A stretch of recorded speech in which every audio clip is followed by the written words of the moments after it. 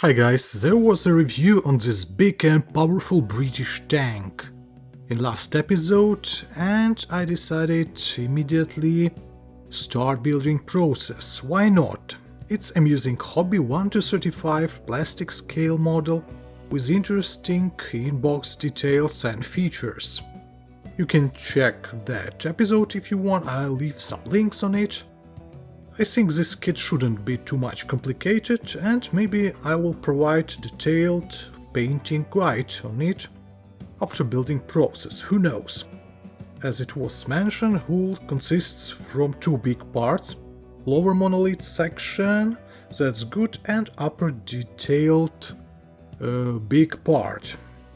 It's really big, like modern main battle tanks have. This front plank has small deformation, but I'll fix it. I just install here front armored plate, which took its position tightly, and now we have no deformation here. Next detail, more complicated, it has brown plastic triplexes, unfortunately no transparent parts. Hatch could be assembled in opened or closed position. All we have to do here, just insert this plate here and then apply glue around the entire perimeter. Easy job. Now this section of the hull gained more strands and correct geometry. Okay, let's postpone upper section and try to figure out with the workable suspension in this kit. We have here carriages with metallic in-box springs, optional details, and cat hair, yes. These carriages could be easily assembled and then installed on the hull.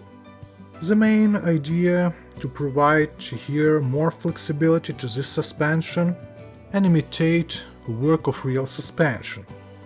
But springs inside, as usual, could be softer. Rear armored plate could be easily installed here on its place, but it seems it was glued incorrect, which wasn't clear for me at that moment.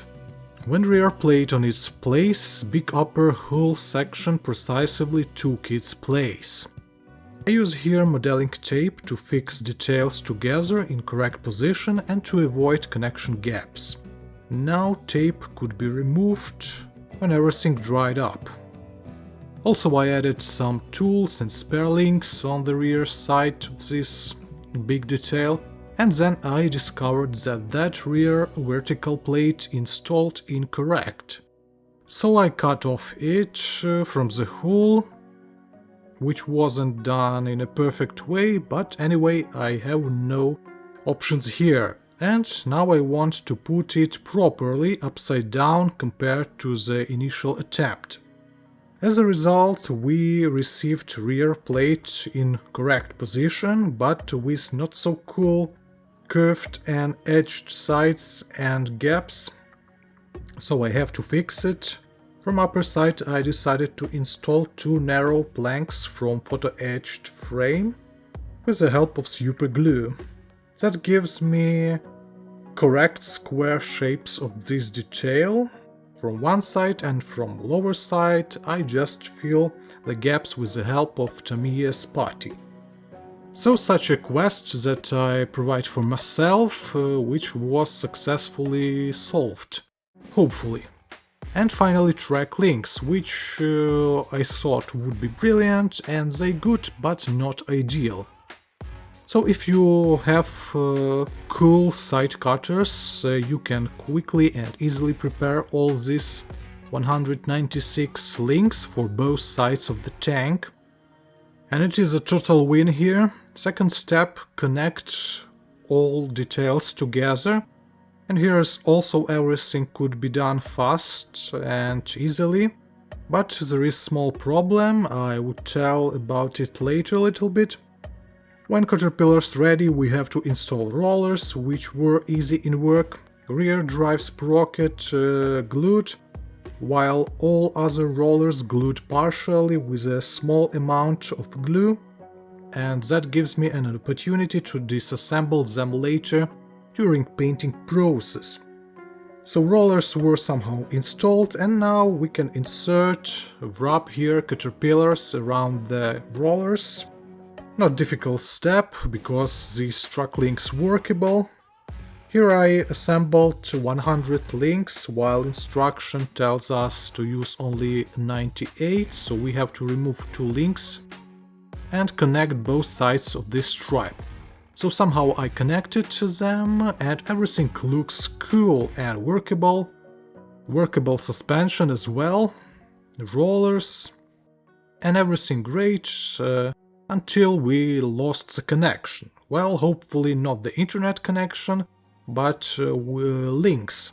I mean actual connection strands of these caterpillars, these links, is enough only for a short demonstration and assembling process, reassembling process, painting, but if you want to use them for some, I don't know, gaming process or radio control purposes, that strand's not enough here.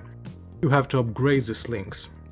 Nevertheless, this links is still cool in work and great for static model. And as I mentioned before, springs in carriages haven't enough softness for really cool work of suspension, and as a result, relief provides not crucial impact on this suspension. After all, we can install large boxes on the hull and all other stuff that left in a box. So what we have to do next? Well, I think assemble cables and the rest of metallic and plastic details for the hull section. Also we have to assemble turret, of course, which you saw on the preview on this video. And one more thing, I think I want to craft dust cover for turret. And then painting tutorial. So as expected, nothing real amazing in this kit, but amusing. Yes, this is good kit and I enjoyed. So hope you enjoy too, and stay tuned, have a nice day, good luck and bye.